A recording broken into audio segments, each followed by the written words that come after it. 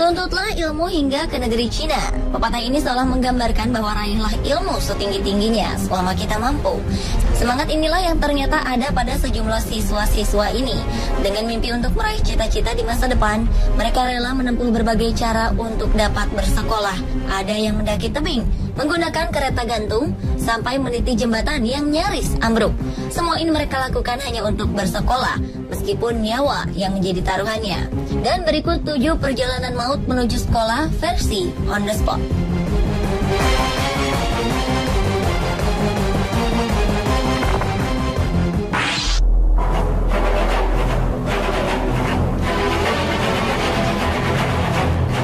Meniti jembatan maut adalah aktivitas sehari-hari yang dilakukan siswa-siswi sekolah dasar di Dusun Sekar Putih, Kecamatan Banyu Putih, Situbondo, Jawa Timur.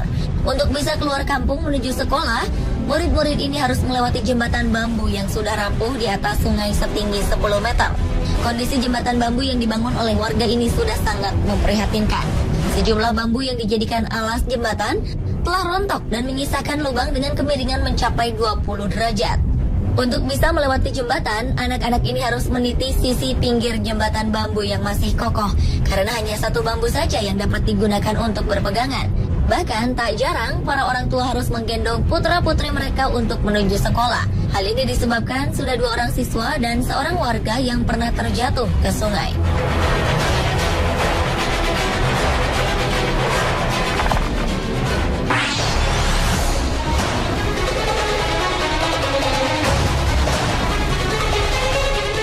Mendaki tebing yang panjang dan curam adalah kegiatan yang selalu dilakukan oleh siswa-siswi dari SD di kota Banpo, Provinsi Guizhou, Cina. Setiap harinya sebanyak 68 siswa di SD ini harus menempuh jalur maut yang mereka sebut sebagai rock school. Jalan yang mereka lalui merupakan tebing yang sempit dan curam. Namun hal itu tidak mengendurkan semangat murid-murid ini. Dengan didampingi sang kepala sekolah, para siswa yang masih berusia muda ini berjalan beriringan untuk dapat mencapai tempat tujuan. Jalur yang sudah ada sejak 40 tahun tersebut merupakan satu-satunya jalan yang harus dilewati para siswa. Walaupun sebenarnya ada jalan lain yang lebih aman, tetapi membutuhkan waktu yang lebih lama.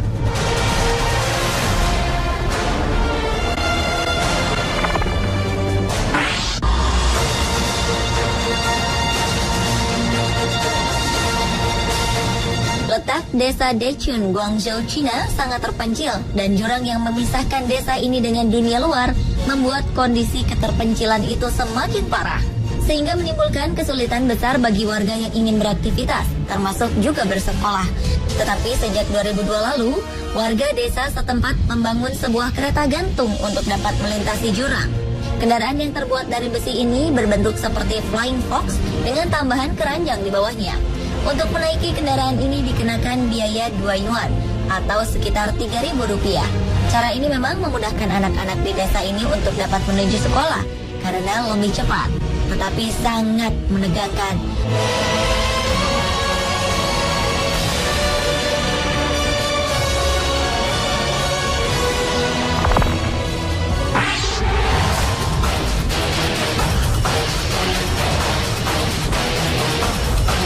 Desa Zhangjiawan di pegunungan Badagong Sangzi, Provinsi Yunnan, Cina adalah wilayah sangat terpencil yang dikelilingi pegunungan di keempat sisinya.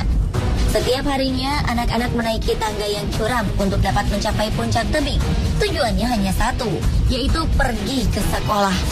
Memanjat tangga adalah satu-satunya jalan keluar dari desa ini. Cara lainnya adalah mengitari gunung yang dapat memakan waktu hingga 4 jam lamanya. Meskipun para orang tua khawatir dengan jalan curam yang harus dilalui anak-anaknya, mereka tidak memiliki pilihan lain. Sebenarnya penduduk desa ini sudah meminta pemerintah setempat untuk dibuatkan jalan raya. Namun karena membutuhkan dana sebesar 150 miliar rupiah, rencana untuk membangun jalan raya harus ditunda.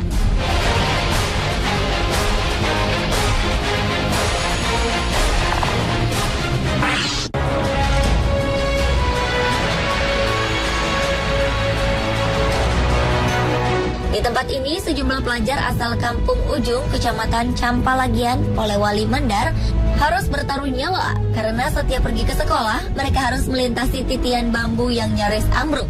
Meskipun berbahaya, pelajar ini tidak mempunyai pilihan lain, Harapan untuk dapat terus bersekolah dan meraih mimpi di masa depan membuat mereka nekat menapaki titian bambu sepanjang 25 meter ini. Kendati acap kali terjerembab dan masuk ke dalam sungai saat kayu penopang jembatan tiba-tiba bergoyang. Titian bambu yang dibangun secara darurat oleh warga ini kondisinya memang sangat memprihatinkan.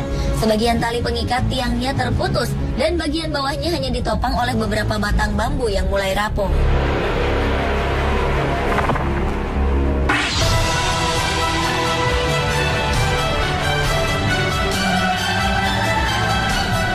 Tak ada rakit, ban karet pun dapat dijadikan alat transportasi untuk menuju ke sekolah. Hal inilah yang dilakukan sejumlah siswa sekolah dasar di desa terpencil Provinsi Rizal, Filipina. Karena tidak adanya jembatan gantung dan fasilitas yang memadai di desa ini, sejumlah murid-murid yang ingin pergi ke sekolah menggunakan ban karet sebagai rakit untuk menyusuri derasnya aliran sungai. Karena jarak sekolah dan rumah para siswa ini sangat jauh, mereka pun rela berbasah-basahan terkena air sungai, meskipun terkadang nyawa yang menjadi taruhannya. Sebenarnya sudah sejak lama warga desa ini meminta pemerintah setempat membangun jembatan gantung, tetapi hingga saat ini belum pernah terwujud.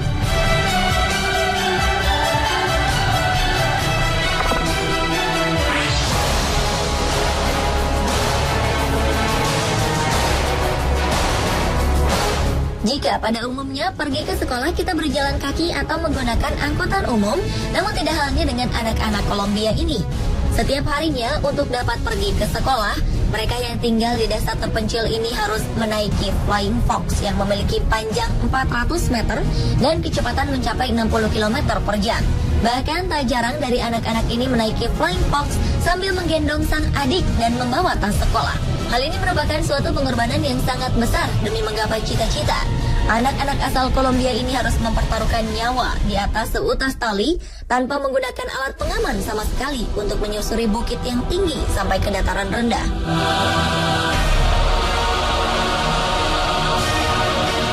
Pemirsa, itulah 7 perjalanan maut menuju sekolah versi On The Spot.